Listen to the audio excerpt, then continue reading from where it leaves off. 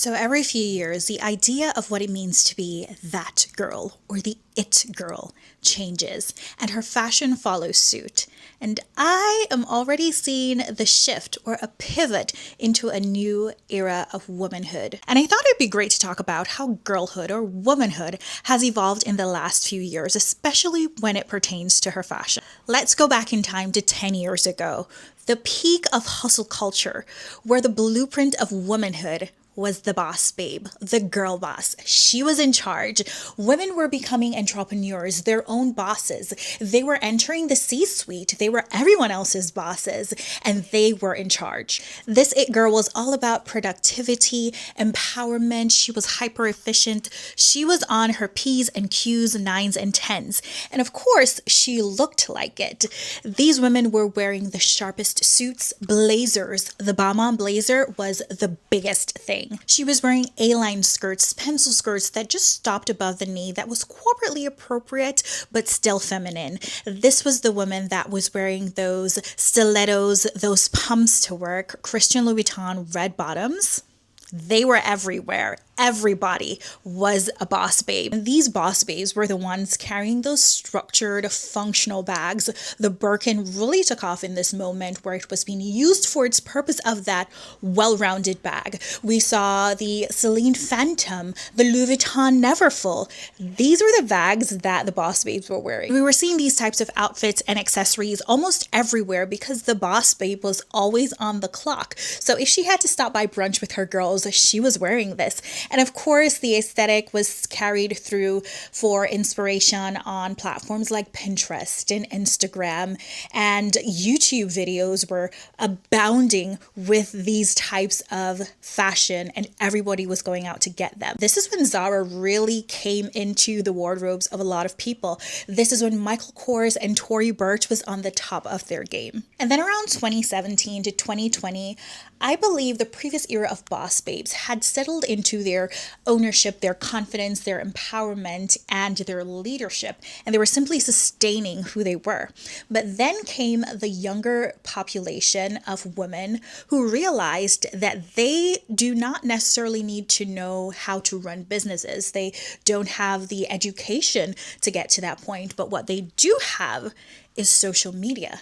And they didn't have to form a business. They could simply make themselves the business. Then the younger generation of women realized that social media was booming, and this was their opportunity to take over the spotlight. The Instagram baddie became the it girl. Of course, we can all picture an Instagram baddie. Think Kylie Jenner, Jodie from Fashion Nova, all those women who portrayed themselves with these hourglass bodies of voluptuousness, enhanced assets. People who were naturally born like this were seeking surgical and non-surgical means of enhancing their body to fit this aesthetic, because this it girl realized that she could also be somewhat of a boss babe, because many of them realized you didn't even need advanced level education. You didn't need the years of expertise to do what the previous era of women had done. It was all about visibility, being seen, being followed, being liked. So many of these women made a living and a life out of simply showing themselves on these platforms.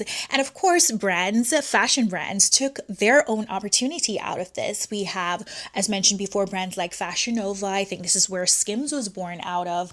There were luxury brands like Balmain, Versace, who took the opportunity to create clothing that would accentuate this type of Instagram aesthetic that was getting all these likes and follows and generating all this profit. And that is how we had this era of the Instagram bad.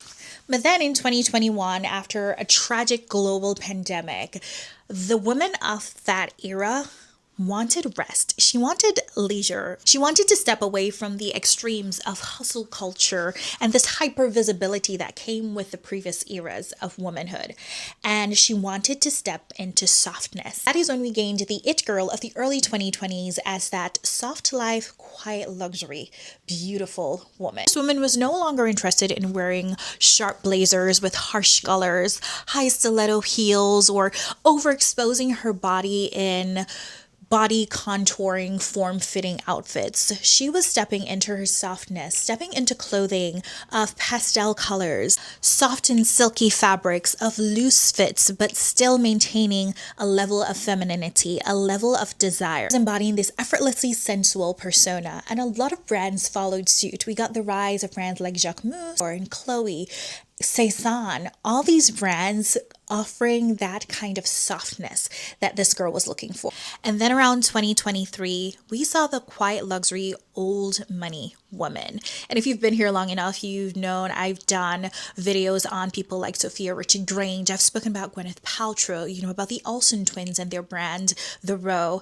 This is what the quiet luxury woman looked like. She was understated in her fashion. There were minimal to no logos, but still something significant that you would know this was a woman of wealth. The woman in this era barely spoke because her fashion spoke for her. The way she kept herself spoke for her.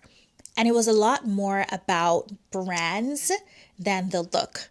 Because the look was easily replicated. It was simply clean lines, restrained designs, minimalistic silhouettes, very understated colors.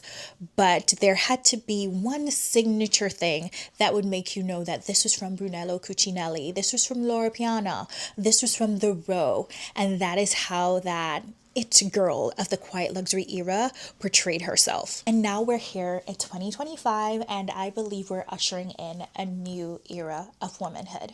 But before we even get to her and who I think she's going to be, I believe that there has always been a subset of it girl, that woman, within each of these eras that was hyper focused on health and well-being.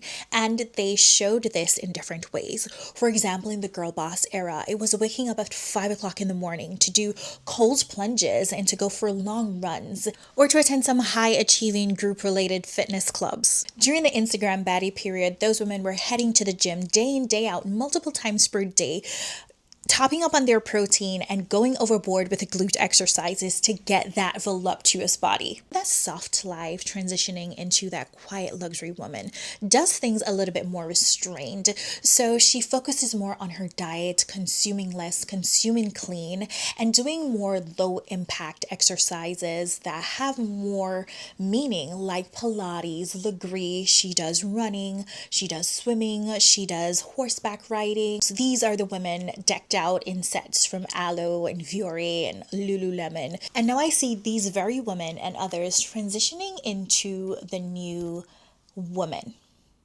And I believe that new woman is going to become the intellectual. She's going to be the tastemaker. She's going to be considered the well-rounded, well-cultured woman. This new woman from 2025 and beyond, she reads the classics, but she also reads the new releases. She visits museums, and she doesn't just look and take photos of the art. She knows the art. She understands how to interpret the art. This woman travels widely, not just to take photos, but she knows and understands the culture of where she's visited.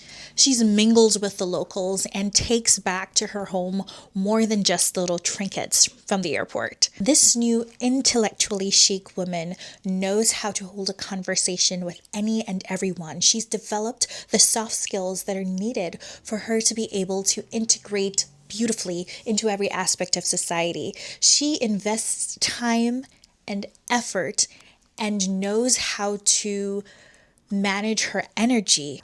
This woman knows how to be intentional, and her fashion will follow suit.